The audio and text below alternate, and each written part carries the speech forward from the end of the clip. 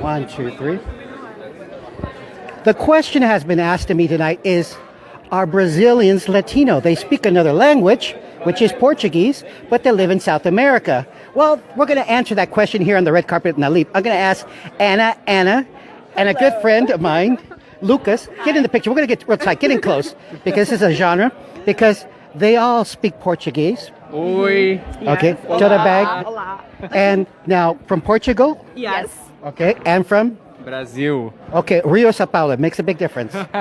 São Paulo, I lived for 5 years, but I'm from Fortaleza, a beach town. All right, a beach town. Well, everybody considers Brazil a beach town, but it's not all a beach town. All right, so the question is, and one of the questions, very simple, is, are Brazilians who speak Portuguese Latinos? Yes, I believe they are, yeah. And we are from Portugal and we are Latin European. Yes. But we're still Latin. No. The Latin roots, Latin America, the language. So we do identify through that per se hot culture in a sense. I think we approach life with some very strong roots, and that I can identify in Portugal, I can identify in Brazil, as well as through the entirety of Latin America. So what does Nalip mean to you guys? Because really, a lot of people think Nalip, National Association of Latin Independent Producers, but think of traditionally you're Mexican American or people from Central America, or you know that. But nobody really thinks further south. You know, like Brazil, Argentina, or even the Azores. The Azores, which a lot of people are from. Portugal. Portugal is part of Azores, so it's an island from Azores. Well, yeah, no, the Azores is a group of islands, but it belongs to Portugal. Yes. It's Portuguese. So that's a geography lesson, and now that's on the other side of the lake, which is the ocean. Okay, just so you know that's on that side. It's not an island on the side of Brazil, because most people, so they don't have a geography class, consider that it's an island next to Brazil. But no, the Azores are quite a way from Brazil, correct? Yes, we're kind of in between the United States and Europe. We're like in the middle of the Atlantic. All right, so in the middle Atlantic, but Brazil we know here. And so tell us, what does Nalip mean to you? How does that work for you as independent producers, actresses, or what is it that you do? First of all, let's start with Alfie. Understanding the importance of this event for me as a director and producer. I've been here 5 years now, and definitely producing a lot as well. Once you're in Hollywood, you don't only do your major function as an artist, you do a bit of everything. Being here on a Latino event of producers is understanding how strong our content is, where we want to be with that content. Me particularly, I think that we still have a lot to improve and fast on showing the world that we do have very strong and powerful stories to be told in Hollywood. So I'm here nurturing that idea and finding partners. These two I know from another carnivals or summers, from movie sets, and then it's great to find that community here to discuss these things. All right, and just give you a background of Hollywood history. Most of your novellas that you're seeing on TV right now come from where? Brazil. And they speak in Spanish. So don't be shocked, because once again, they have your famous actor's voice, but a lot of them come from Brazil and share the same stories, correct? Yeah, a lot of them come from Brazil. They're very well established worldwide.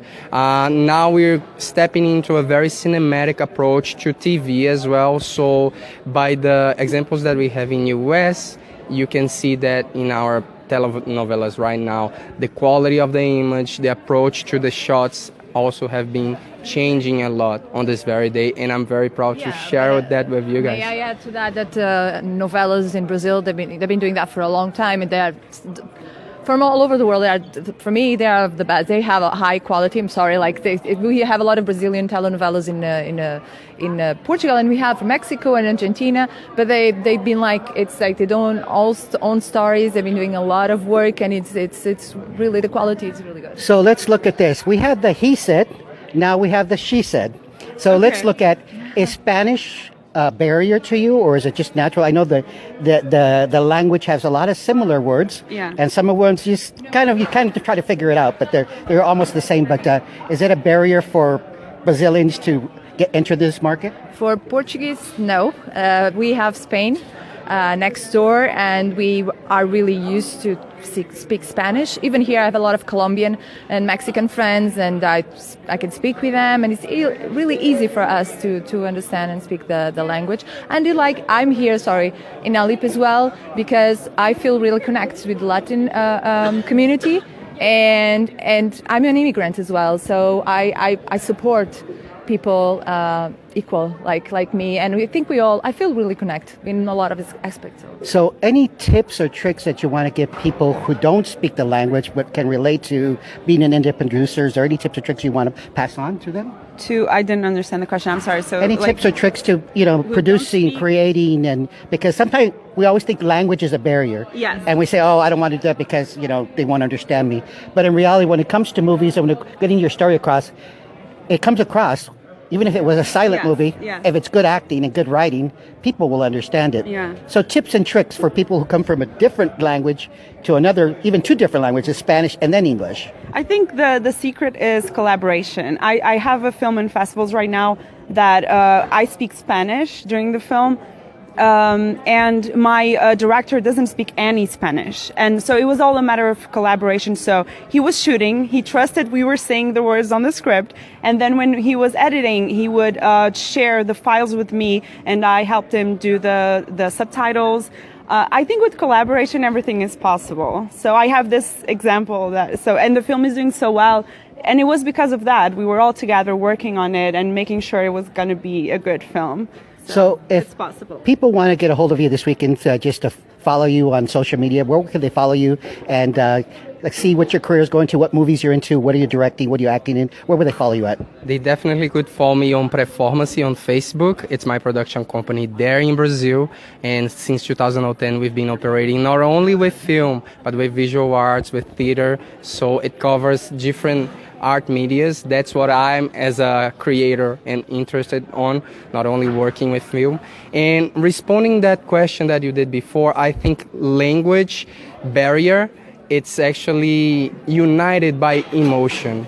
Either film, theater, whatever kind of art, it's emotion, and on the roots of the word that we're talking about, it's what moves you through the heart. So it doesn't matter what language you speak, we are all united by one impulse of creating and sharing these stories with people. So you find logistically or on the screen how to solve those barriers. Yeah. His name is Lucas Paz. So catch him on social media with all the latest. And he has his own company. Now, your name, Ana? Yes, Ana Lopez. So you can find my website, ana-lops.com, or on Facebook, analopez.actress. And on Instagram and Twitter and LinkedIn, whatever. So she's got the whole row. Yeah, you can fax her, page her, text her, do all that stuff. But remember, it's Lopez with an S, not a Z. Yeah. Okay, that's a big difference. Now we have her twin name with, what is your name? Ana. I'm Ana Carvalho, Ana with two N's.